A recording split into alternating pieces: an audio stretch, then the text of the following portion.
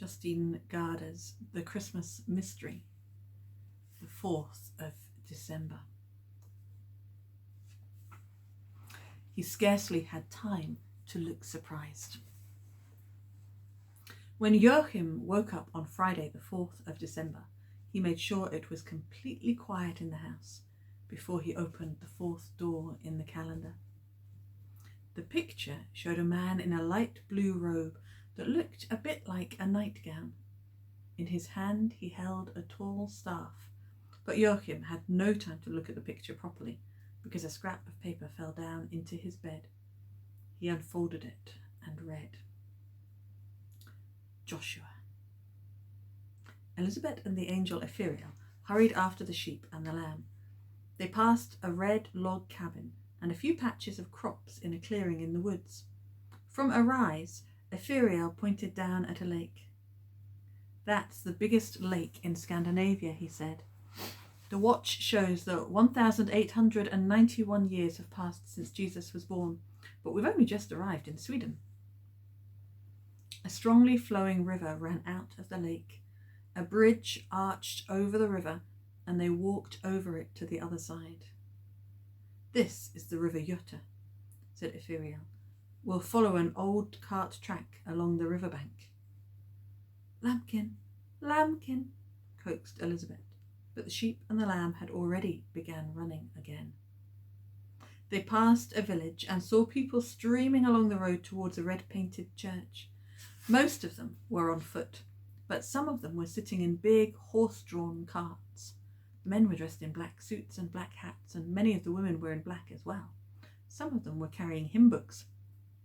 It must be Sunday, said Elizabeth. They paused for a moment and looked down at all the people. Suddenly, a little boy noticed them, but he scarcely had time to look surprised, because at the same moment the angel Ephraim began running again. Elizabeth had to hurry to keep up. Once she turned and looked back, but all the people in front of the church had vanished. The horses and carts had vanished too. When they had left the village behind, Elizabeth turned to the angel and said, A little boy saw us, but nobody else noticed. Splendid. We try not to attract too much attention. Sometimes we can't help someone catching sight of us, but a glimpse is quite enough. They ran on through woods and fields. Now and again they saw some people haymaking or reaping corn with scythes. Sometimes they had to take a roundabout way so as not to scare them. Before long, the sheep and the lamb found pasture that was so green and tempting that it dazzled the eyes. Now's our chance, whispered Elizabeth, if we go up to them carefully. But just then a man came walking towards them wearing a blue tunic and holding a tall staff curved at the top.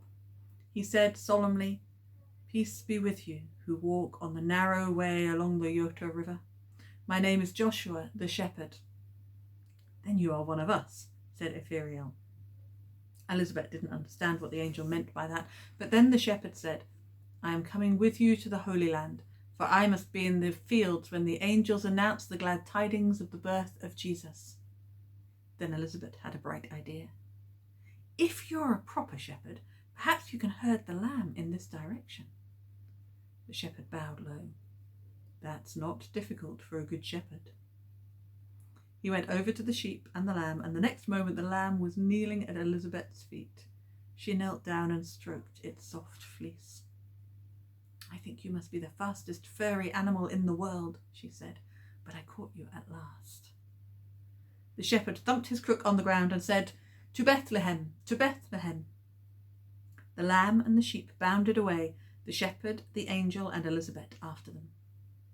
As they ran, they looked down on a cluster of red timber houses that Ephraim explained was a town called Kungälv.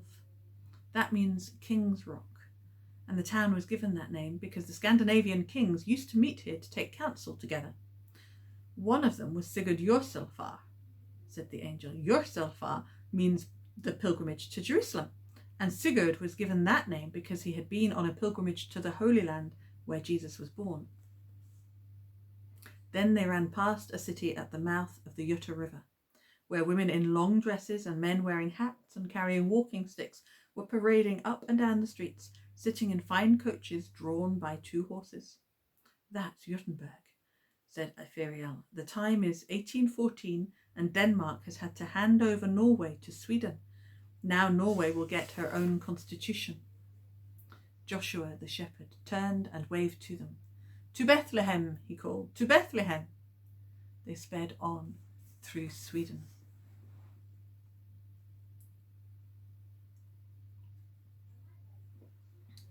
Joachim had only just managed to hide the paper from the advent calendar in his secret box when his mother came into the room. And what was the picture today? She asked. Joachim knew he need not answer. Mama always wanted to look for herself. She clasped her hands together. It must be one of the shepherds in the fields. Why do you say in the fields? Asked Joachim. Mama told him that there were often pictures of shepherds in the lovely old advent calendars, because the angels had come to the shepherds in the fields to tell them that the baby Jesus had been born. They've come as far as Juttenberg, explained Joachim. Juttenberg? Who are they? Elizabeth Hansen, the angel Epheriel, and Joshua the shepherd. They're going to Bethlehem, to Bethlehem. Mama stared at him in surprise. You mustn't let this old calendar get to you. They're only pictures. Joachim realised he couldn't go on telling Mama and Papa all he knew about Elizabeth. If he did, he would never be able to keep the secret of the scraps of paper that he was going to give to Mama and Papa as a Christmas present. He realised something else too. He would have to try to talk to John. He was the only person who knew where the magic advent calendar had come from. Perhaps he knew more about Elizabeth Hansen. But how could Joachim meet John? He wasn't allowed to go to town and to the market by himself. He had just come into the house from school that afternoon when someone rang the doorbell. It couldn't be Mama, because Joachim never locked the door from the inside. So who could it be? He went into the hall and opened the door. On the steps stood the bookseller, who had given him the advent calendar. Ah, there you are, he said, just as I thought. Why? Asked Joachim, suddenly a little scared in case the bookseller had come to ask for the magic advent calendar back. Besides, how did he know where they lived? The bookseller put his hand into his coat pocket and took out a driving licence. Your father left this behind on the counter, he explained. I thought it must be yours, but since you didn't come back to the shop, I looked up your name in the telephone directory and found out where you lived. I live hereabouts myself, you see, at number 12 Clover Road. That wasn't far. One of Joachim's classmates lived at number 7. And how's it going with the magic advent calendar? Asked the bookseller. Great, said Joachim. There are some pieces of paper in it too. Are there? Said the bookseller, and gave him a big smile. Well, I must be getting on, he said. It's a busy time for us booksellers. Joachim had decided not to say anything about the driving licence until Papa mentioned it himself. Instead, he started to talk about something completely different. What's a pilgrimage? A pilgrim is someone who travels to a holy place, said Papa, helping himself to more fish pie. Like Sigurd Jurselfar, continued Joachim. He travelled all the way to Jerusalem, didn't he? That's why he was called the Traveller to Jerusalem. Mama and Papa looked at one another. Have you been learning about Sigurd Jurselfar at school? Asked Mama. Joachim shook his head. He decided to tell Papa about the driving licence after all. Have you found your driving licence yet, Papa? Not a sign, said Papa crossly. But I have, said Joachim. He went into his room to fetch the driving licence and handed it to Papa. Papa nearly choked on his dinner. Where did you find it, Joachim? Surely you didn't... You left it in the bookshop when we bought the advent calendar. Papa looked as if he had had a visitation from an angel in broad daylight. He had, in a way, too, except that the angel had sent a white-haired bookseller instead of coming himself. He came here before you got home, explained Joachim. He said he'd looked in the telephone directory. Then Mama and Papa realised what had happened. Well, he's quite a bookseller, said Papa. He turned to Mama. Quite unusual, you know. You're quite an unusual muddlehead, said Joachim.